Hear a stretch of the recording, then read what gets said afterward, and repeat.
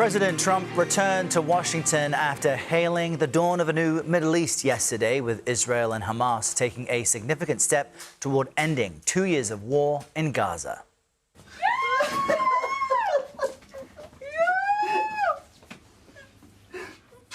Emotional scenes like this kept playing out in Israel as families were reunited with their loved ones after more than 730 days in captivity, as Hamas freed all 20 of the remaining living Israeli hostages. Meanwhile, Israel released nearly 2,000 Palestinian prisoners and detainees who had long-awaited reunions with their loved ones. But despite the celebrations, the remains of only 4 deceased Israeli hostages were returned, while the remains of 24 others remain in Gaza, sparking anger from the Hostage and Missing Families Forum. CBS News reporter Haley Ott continues to follow developments for us from Tel Aviv and joins us now with more. Good morning, Haley. So, look, the real work begins now. Does the ceasefire appear to be holding? Good morning. So far, in general, yes, the war in Gaza, the Israeli aerial bombardments inside Gaza have stopped. There was an incident we know about earlier today where the IDF said it had identified a number of suspects crossing the yellow line in northern Gaza. That's the line Israeli troops have withdrawn behind there as part of this deal. The IDF said the suspects were approaching those troops, which was a violation of the agreement. And after trying to distance the suspects, the IDF said that Israeli troops had opened fire on them. That incident does not appear to have escalated into anything more, but obviously it's a fragile situation. Another issue, as you mentioned, is the fact that only 4 hostage bodies were released yesterday. We've been talking about all the remaining hostages being returned to Israel under this deal. That's the living hostages, 20 of whom came home yesterday, but also the remains of the deceased hostages. And that number was 28. Israel's defense minister said yesterday that the return of only 4 sets of remains was a violation of the agreement. And as you said, the Hostage Family Forum, which represents the hostage families, called for the suspension of the implementation of the agreement until all 28 bodies are returned.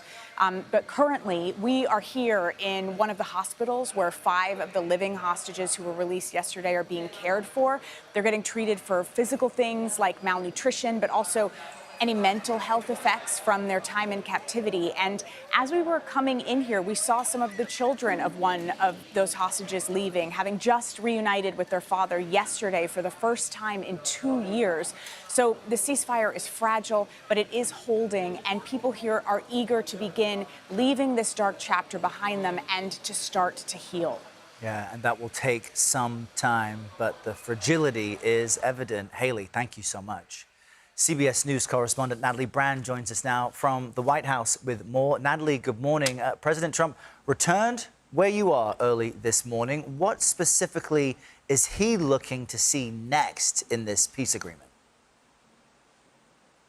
Good morning, Errol. The president says the next phase will really focus on rebuilding, restoring the basics to Gaza. And he also said that a number of countries approached him yesterday while he was at the peace summit in Egypt with more than 20 nations, or the president said 35, and said that they were offering support, monetary support, to help with the rebuilding of Gaza in this next phase. Here's more of the president reflecting on the past 24 hours while on Air Force One returning to Washington. Take a listen. A historic day, to put it mildly, right? Wasn't it amazing? Even that last meeting, when you see the heads of those countries, those are serious countries, right? But I thought it was fantastic.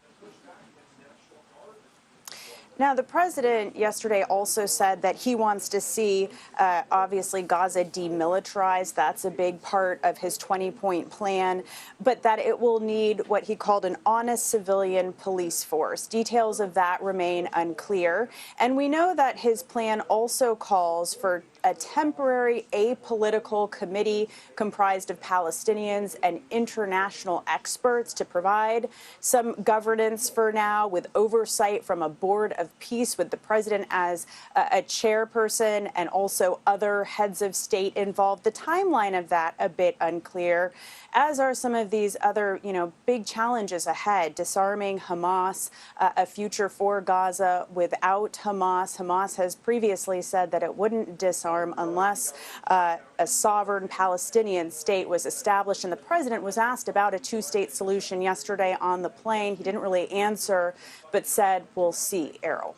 And what's interesting, Natalie, is, of course, the administration and Republicans are praising this, but high-profile Democrats are also publicly giving the president and the administration credit for this work. Tell us about that.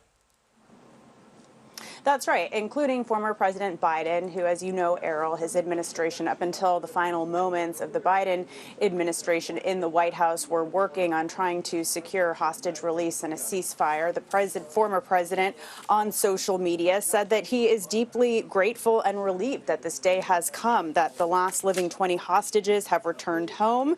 And he also kind of claimed some credit. He said the road to this deal was not easy, noting his administration worked relentlessly to bring hostages home, get relief to Palestinians, and end the war. He says he commends President Trump and his team for their work to get a renewed ceasefire deal over the finish line. Errol. Yeah, it is difficult to do. Natalie with the latest. Thank you.